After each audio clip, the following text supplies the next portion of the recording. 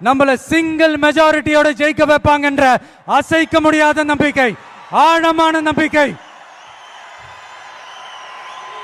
நமக்கு 100% இருக்கு.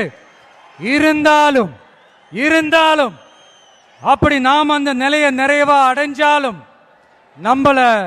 நம்ம செயல்பாட்டை நம்பி நம்மளோட சில பேர் வரலாம் இல்லையா? அதுக்கான அரசியல் சூழல் உருவாகலாம் இல்லையா? அப்படி வர்றவங்களையும் நாம அன்போட அரவணைக்கணும் இல்லையா?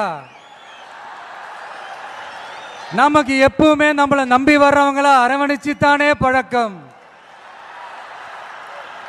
அதனால நம்மளை நம்பி நம்மளோட களம் காண வர்றவங்களுக்கும் ஆட்சி அதிகாரத்தில் பங்களிப்பு தந்து அதிகார பகிர்வு செய்யப்படும்.